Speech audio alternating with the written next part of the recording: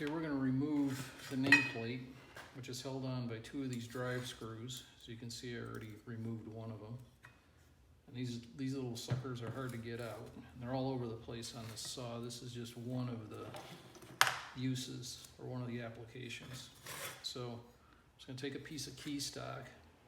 You can see the end of the screw just sticking through right next to the motor mount.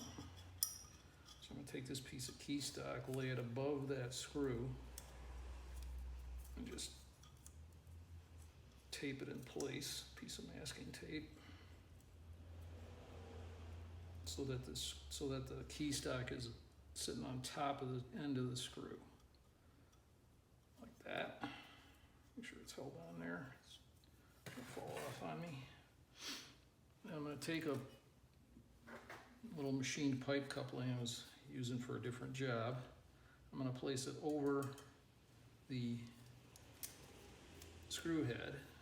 Put a little piece of tape over the screw head so it doesn't damage the nameplate any worse than it is. It's kind of beat up, but that's all right. I kind of like it that way, as long as I don't do the damage. And I'm just going to tape this coupling like so, just so it stays in place. I'm just going to take an ordinary C-clamp. I'm going to gingerly clamp the key stock and the pipe coupling. Just give it a little squeeze like that.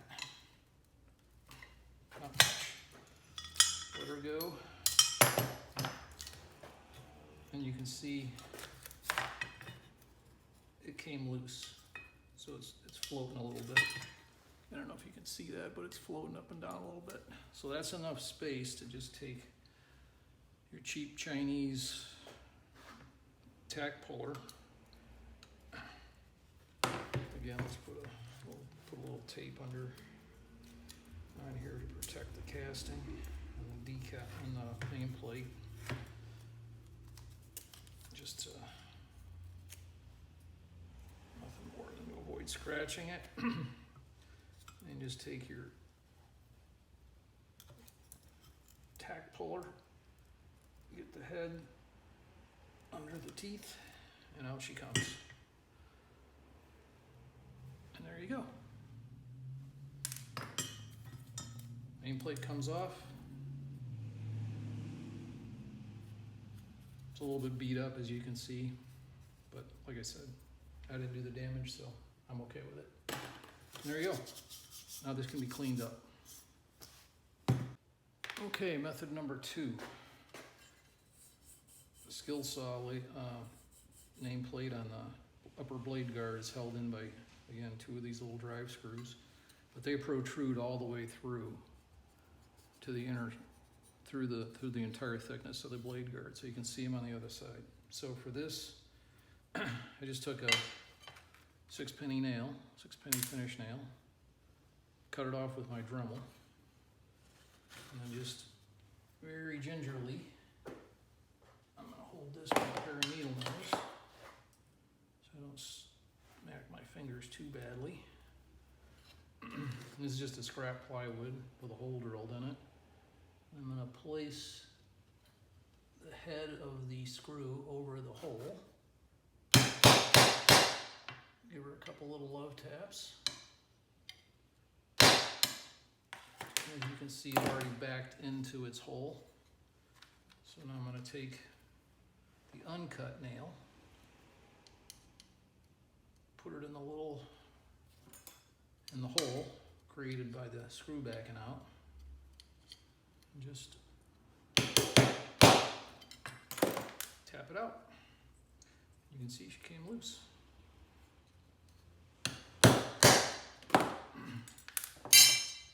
Out she comes, pretty as you please.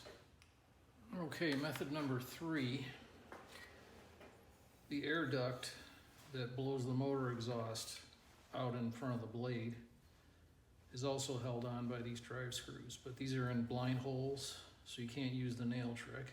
So my method is I use a razor blade. So it is a good old-fashioned single-edge razor blade.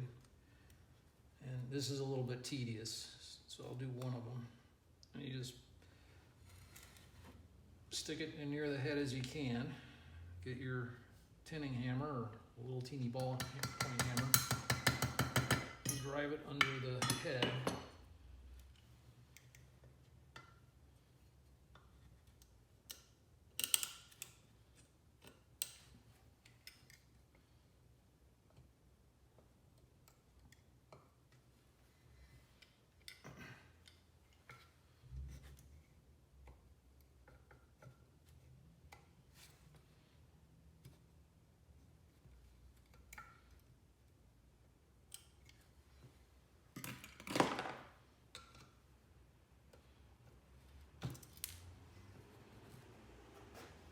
Okay, method number 4. So you look at the end here, we can get it. At the end of this, you simply take a pry bar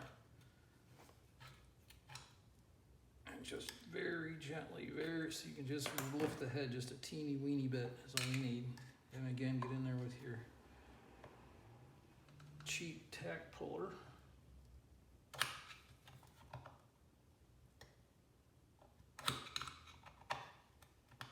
And out she comes. Just like that. Okay, variation on method number 3, or maybe it's method number 5, utility knife. Just,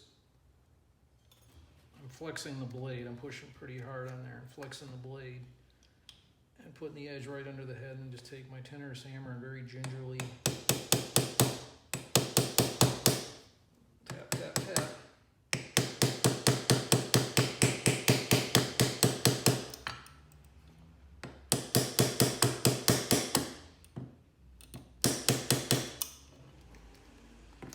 Just to get it up just a little bit. That's all you need.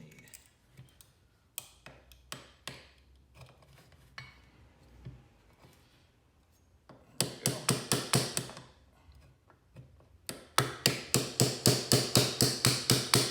Okay, it just came off. I just gotta work the blade around a little bit. I just lifted it just a teeny weeny bit. Once again.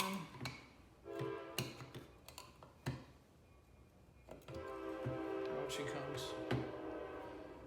There you go.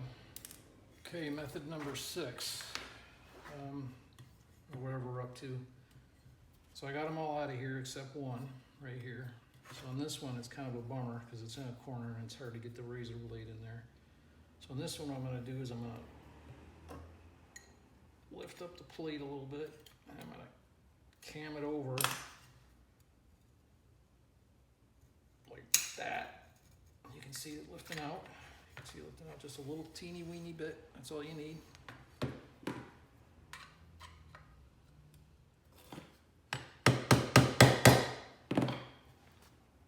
There it is. Okay. Off comes the duct cover, and you can see there's the air duct. This was soaked overnight in a strong concentration of Dawn dish soap and hot water, and lots of scrubbing and chipping and scraping, and I got most of the stuff out of there.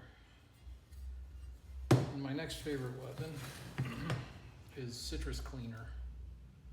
This is Dissolve It, and this stuff knocks the hell out of grease. It just gets right after it. So I will now go over this whole thing with the citrus cleaner and get the pieces that didn't come off in the big soak overnight. One other note while I'm here, while we're here, these things are actually painted. You sometimes see people that polish them up. So nice shiny aluminum, but actually they came painted, and you can see on this one, maybe it's not so obvious in this light, but there's great, it's all peeling off here, but there's a gray paint on here. And that was their natural color from the factory. It's this very, very light gray paint over the aluminum. And I'm gonna leave it just like this. I'm gonna clean it up because I kind of like this rat style. I'll probably oil it, or treat it with a blend of WD-40 and linseed oil that I like to use, and just to protect it from oxidation, but you can see it all over the place. On with the cleanup. Okay, a couple of words on cleanup. This is after another day of scrubbing and scraping and soaking in Dawn dish soap and my citrus cleaner. Just a couple of things. One is Q-tips. Very helpful for reaching down into the nether regions of the castings. Another one, medical, I think they call these applicators, again for reaching down into the very deep areas of the casting to clean out all the shmoo. Our friend the chopstick and a rag can do a lot of this too, reaching down into the casting. And cleaning surfaces, so where you've got to clean surfaces like gaskets are petrified or stuck on, use a razor blade, but don't gouge into it. Use the razor blade like a scraper. I use the edge or the side of the blade and just scrape. So I'm pulling towards myself to do the cut, and it cleans the surfaces right up. And then in some areas, a hobby knife with a good blade on it, same thing. You can pull it towards you to scrape and clean up the sealing surfaces. It takes off a little bit of the aluminum, but it makes a big difference on how smooth and clean you can get these surfaces. So, getting late, so tomorrow we'll start the detail work on these castings. See you then. Okay, it's a nice rainy Saturday. I'm going to start the detail work. So we're going to deburr these castings a little bit. They're usually pretty good, but there's a few areas I like to deburr. Now we're going to tap all the holes where the push screws were for number 4 machine screws. I'll just do this one because these are the most delicate. They're blind holes, and they're in a very thin pieces of the casting. So these two particularly you want to be careful of because you'll punch through to the outside of the saw. So be careful with those in particular.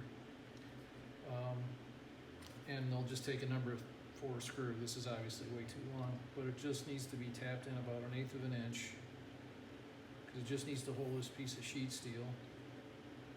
And there you go, that'll replace the rivets. That's all you need. Okay, so pilot drill for a number 4 hole, number 4 thread, 440 tap. And I use 2 taps. I use a bottoming tap and a piloting tap. Just cheap over the counter stuff. Just very carefully drill your pilot hole.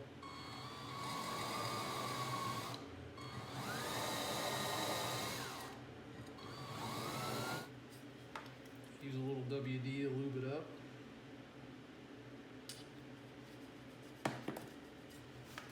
And then start with your piloting tap. And I'm not using a tap follower here, I'm just doing this by hand. I could set it up on the drill press or the mill and use a tap follower, but I'm just doing it by hand. It's not everybody's got a tap follower. And on the piloting tap, just get her so she bites a couple of threads. Not much more than that. Because you want to watch the point of the tap will bottom out on the bottom of that shallow hole. You don't want to strip the threads out. This is aluminum, it won't break the tap, it'll strip the threads. Okay, so that's all you need for that, just to get her going. And then the bottoming tap.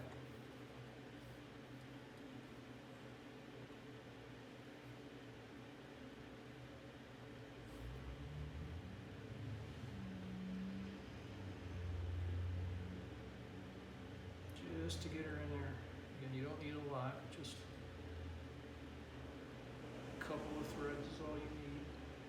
Just an 1/8 inch number 4 screw.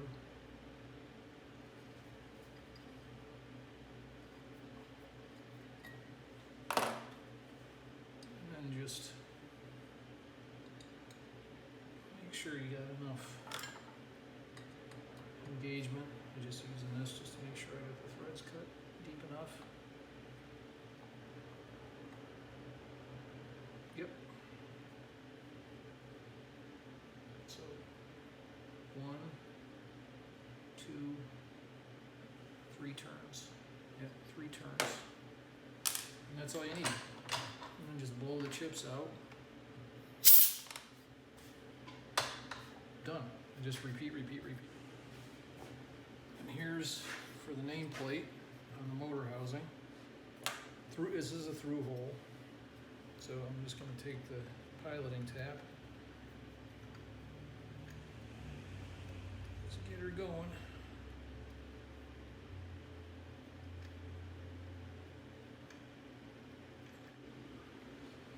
And last but by no means least, the nameplate holes on the upper blade guard. Pilot hole. Again, this is a through hole, so pretty straightforward. Just okay, deburring. Castings are usually pretty good on these things, actually quite good usually, but there's always some little sharp edges that I like to clean up and just knock the edge off of them.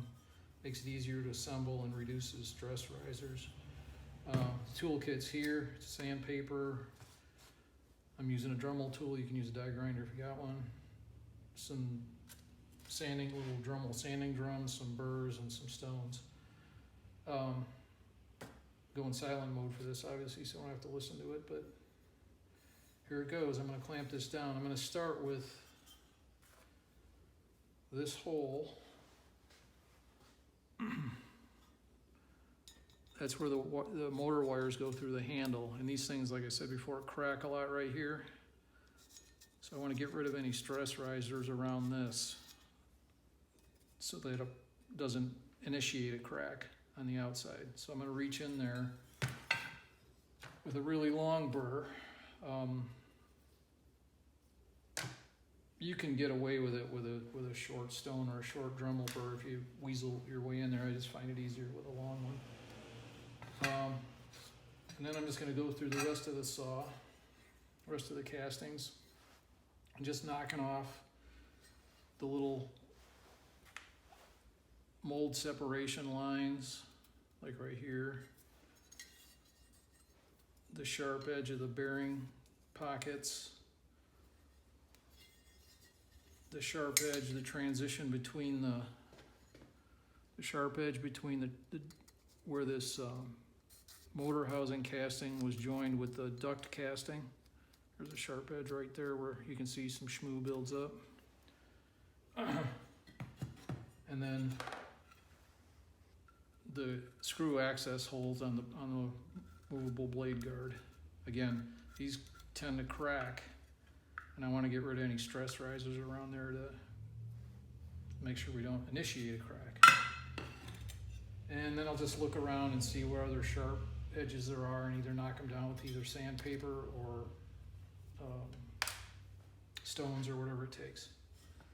So here we go. You're not going to be able to see this obviously because I got to reach in there, but I think you'll get the idea.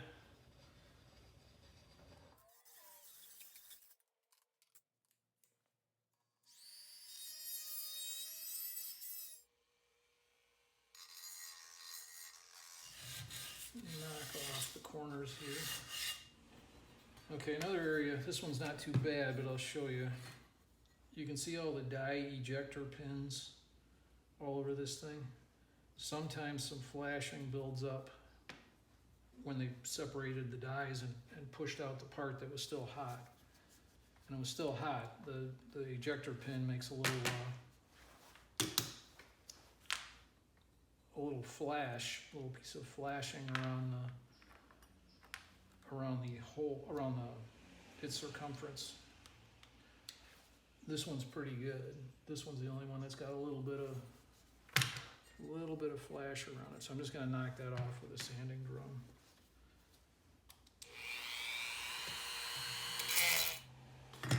And then last, but by no means least, the screw holes, the screw access holes on the movable blade guard. So that, just a conical stone.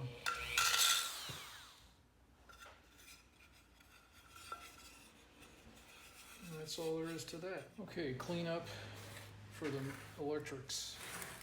So the wiring on this field is actually in really good shape. It's this old fabric insulated wire, but it's still supple. There's no cracks in it. It's in very good shape. Same with the rotor. All the windings are in very good shape. The fan's in really good shape. A little bit dirty, but nothing to worry about. So this one's really easy. For the commutators, just a piece of green Scotch-Brite, and just knock the carbon off them.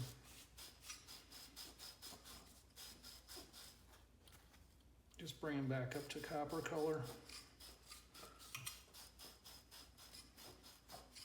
Super simple. I'm not squeezing hard at all. This is very gentle. And there you go. I mean, that's all you need. And then blow it down.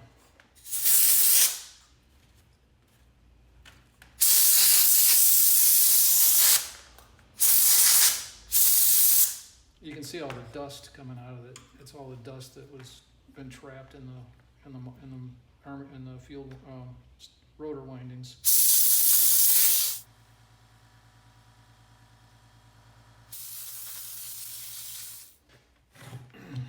Okay, brush holders. I just use a brass brush and a Dremel, and all I'm going to do is just slow RPM, medium RPM, knock the carbon off the inside of these things. And then a little Scotch-Brite on the face just to make it look nice. Doesn't really do anything. That's all that needs. And I'm not going to rewire this because this is, usually I would rewire this, but this is in very good shape. And even the tape and insulation on the field windings is in very good shape. Sometimes this gets a little bit petrified, and rewinding these is not hard. You just need some magnet wire and a chunk of wood to wind it around and some patience. It's not hard. The rotor's a different story. That thing's a bear to rewind. But thankfully, again, this one's in good shape, so it's not getting rewound either. This is in very good shape. Okay, blade arbor, just wire brush. It's just knocked a little bit of corrosion off there. Okay, sealing face on the plug, on the oil plug. Same thing, just wire brush. The front plug. This one's aluminum, so all these other parts are steel, but this one's aluminum. So gently, or use a brass brush. Okay, so all the steel parts, get a coat of dry lube.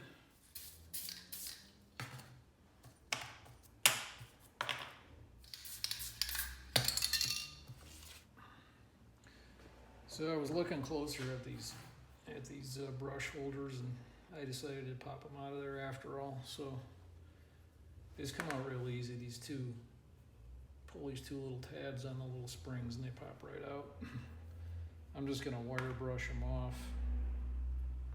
Press on this, repress on this insulator, and then put them back on. So it's pretty simple. Just using a brass brush.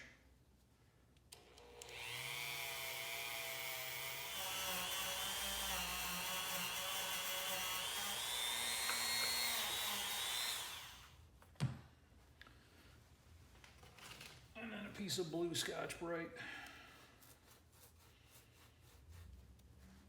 Just clean it back up. And reinstalling the insulator, you can see the knurling at this end and at the same end, so I'll push it back in. Just with the number 1 Garland.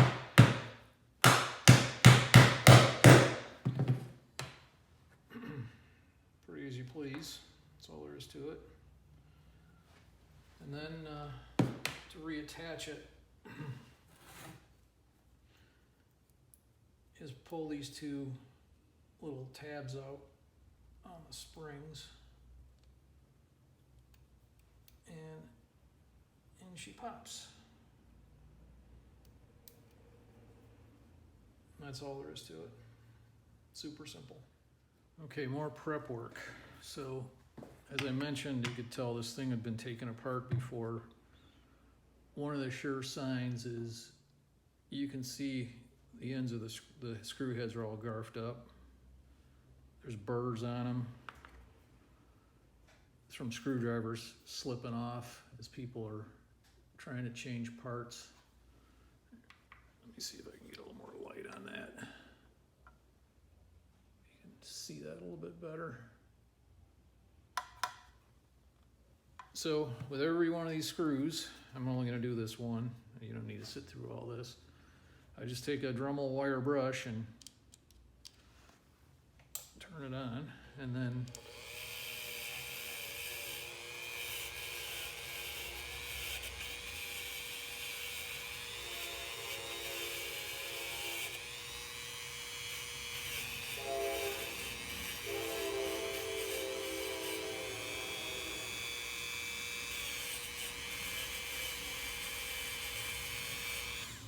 knock all the crud off. Then I take a Dremel stone and just knock the burrs off.